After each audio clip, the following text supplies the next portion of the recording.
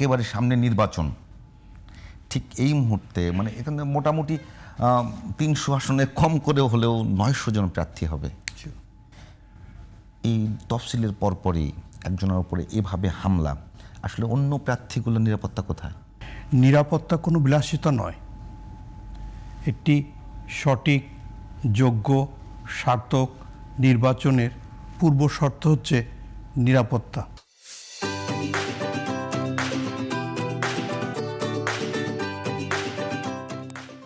এই নিরাপত্তার স্টেজটাকে বলা হয় লেভেল প্লেয়িং ফিল্ড।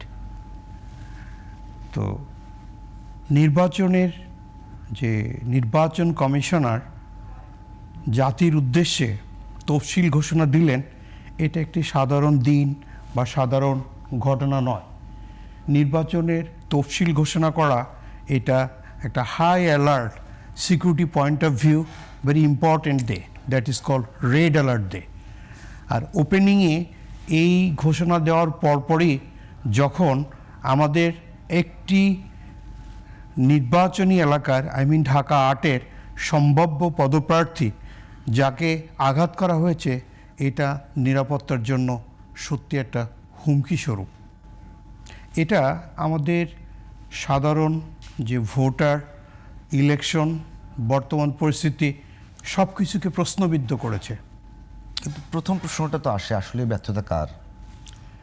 ব্যর্থতা প্রথম প্রশ্ন ওইটাই আসে। আমাদের অন্তর্বর্তীকালীন যে সরকার, তাদের মেইন 3টা দায়িত্ব ছিল। 1 নম্বর দায়িত্ব ছিল যেটা সংস্কার, নাম্বার 2 ইলেকশন, নাম্বার 3 হচ্ছে আইনের শাসন। তা তারা সংস্কার বা নির্বাচন করতে গিয়ে নির্বাচন কমিশনারকে এই দায়িত্বটা দিয়েছেন। আর নির্বাচন কমিশনার সর্বসাকল্যে সার্বিক পরিস্থিতি মূল্যায়ন করে তারা যখন এই নির্বাচনের মাঠকে কেন্দ্র করে সর্বপ্রথম নির্বাচনের তফসিল ঘোষণা করেছেন, এই তফসিল ঘোষণা করার পরপরই এত বড় একটা দুর্ঘটনা আমাদের গোয়েন্দা সংস্থার ব্যর্থতা। কারণ এই মুহূর্তে দল মত নির্বিশেষে বিশ্বের সব জায়গায় ইলেকশনের পূর্বে এই আচরণ নিয়ে মানুষ আলোচনা সমালোচনা বা উচ্ছৃঙ্খলাটা থাকবেই। গত বছর আমরা দেখতে পেয়েছি ইভেন ইলেকশনের পূর্বে ডোনাল্ড ট্রাম্পের উপরও জীবননাশী আঘাত হানা হয়েছিল, আর কি ফায়ার করা হয়েছিল ডোনাল্ড ট্রাম্প ইলেকশনের সময় আমেরিকার মতো জায়গায়।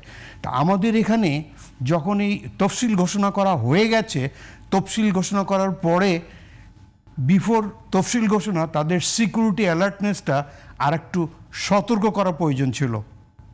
এই জন্য আমি প্রথমত চিন্তা করছি যে ইলেকশন কমিশনার সার্বিক মূল্যায়নের পরিস্থিতি যে সিকিউরিটি অ্যাসেসমেন্টটা, সেখানে কিছুটা ব্যত্যয় রয়েছে। এটা কি ইলেকশন কমিশন করবে না বিভিন্ন সংস্থা করবার কথা?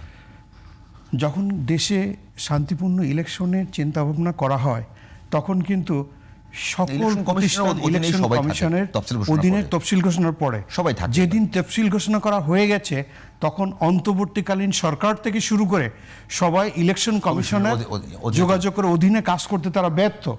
এখনই সিকিউরিটি ব্ল্যাঙ্কেট, যেটা জননিরাপত্তা দিয়ে একটা নিরাপত্তার চাদরে ঢেকে দিয়ে তারপর এই যে নির্বাচনের তফসিল ঘোষণা করার কথা, কিন্তু ডিক্লেয়ার দেওয়ার পরপরই যখন একজন প্রার্থীর গায়ে এই ধরনের আঘাত দেখতে পাচ্ছি, সুনির্দিষ্ট পরিকল্পিত, এটা কোনো বিচ্ছিন্ন ঘটনা নয়, এটা সুপরিকল্পিত। সিকিউরিটি পয়েন্ট অফ ভিউ আমরা যদি দেখতে চাই, এটা দেখতেছে টার্গেট ভায়োলেন্স, কন্ট্যাক্ট কিলিংস এবং যে কালচার অফ যে ফেয়ার, যে ভীতির সংস্কার। ওখানে যে প্রতিদ্বন্দ্বিতা আছে, যে প্রতিযোগিতা আছে, যে ক্যান্ডিডেটগুলো আছে, তাদের উপরে শুধু দৃষ্টি দিলে হবে না। আমাদের সম্প্রতি দেশের ইলেকশনের প্রেক্ষাপটে সিকিউরিটি অ্যাসপেক্টকে আমরা দেখে পেয়েছি চিটাগংয়ের কাহিনী, আমরা দেখতে পেয়েছি খুলনার কোর্টের কাহিনী, আমরা দেখতে পেয়েছি মোহাম্মদপুরের মিরপুরে যে একটি দলের রাজনৈতিক নেতাকে খুন করা হয়েছে এই বিভিন্ন উচ্চ নিয়ে। এবং আরও জানতে পেরেছি এই যে মিরপুরে যে কন্ট্যাক্ট কিলিংগুলো হয়েছে, ওখানে মিরপুরকে কন্ট্রোল করছে 4টা লোক এবং 4জনই দেশের বাইরে থেকে কন্ট্রোল করছে। তো এখন সাইবার অ্যাটাক বা সাইবার দিক নির্দেশনায় আমাদের যথেষ্ট সচেতন হতে হবে। এই ফেসবুক বা ওয়েব মিডিয়ার মাধ্যমে আমরা কোনটা সঠিক কোনটা বেঠিক ওটা বুঝে ওঠার আগেই দুর্ঘটনাগুলো ঘটে যাচ্ছে। এ ব্যাপারে আমাদের আমি যেটা বলছিলাম কি, আপনি তো বিভিন্ন নিরাপত্তা সংস্থায় ভালো ভালো পজিশনে চাকরি করেছেন, সে দায়িত্ব পালন করেছেন। আমি যাকে বলছি যে কোনো প্রার্থী বা কোনো ব্যক্তির সে কতখানি রিস্কের মধ্যে আছে এটা পরিমাপ করবার জন্য আপনাদের নিশ্চয়ই কোনো স্কেল আছে। সেই পয়েন্ট অফ ভিউ থেকে আমি যদি বলি যে প্রার্থীরা তো সবাই তো রিস্কের মধ্যে থাকবে না।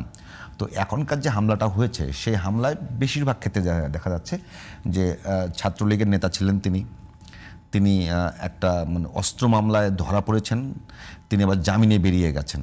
এই ধরনের একেবারে যারা অপরাধী চিহ্নিত অপরাধী, তাদের বিষয়ে সতর্ক কে থাকবে? সাধারণ মানুষ থাকবে নাকি নিরাপত্তা সংস্থাগুলো থাকবে? সর্বপ্রথম এই ধরনের কোনো দুর্ঘটনা ঘটলে নিরাপত্তা সংস্থা তাদের দায়ভার এড়াতে পারেন না। কারণ নিরাপত্তা সংস্থার দায়িত্ব হচ্ছে যারা যে যখন ক্ষমতায় থাকে তাদেরকে আগে থেকে একটা ওয়ার্নিং বা সতর্কবাণী দেওয়া, এই ধরনের ঘটনা ঘটতে যাচ্ছে, এই ধরনের ঘটনা ঘটতে পারে, এই ধরনের একটা অ্যাসেসমেন্ট যেটাকে বলে থ্রেট অ্যাসেসমেন্ট। এই থ্রেট অ্যাসেসমেন্টের উপর ভিত্তি করে দেশের 300টা সিট, এই 300টা সিটে আপনি যেমন বললেন মিনিমাম 3টা থেকে 5টা কোথাও 10টা বেশি ক্যান্ডিডেট থাকবে। তো প্রত্যেকটা জনগণ যখন এই ভোটের মাধ্যমে তাদের প্রতিনিধি নির্বাচন করবেন, এই নির্বাচনটা সাকসেস করার জন্য প্রয়োজন কিন্তু জনগণের সংশ্লিষ্টতা। আর জনগণের সংশ্লিষ্টতা থেকে অ্যাভয়েড করার জন্য সিকিউরিটি থ্রেট যদি থাকে তাহলে উপস্থিতি কমে যাবে। আর উপস্থিতি কমে গেলে দেখা যাচ্ছে যে ইলেকশনটা সাকসেস হবে না।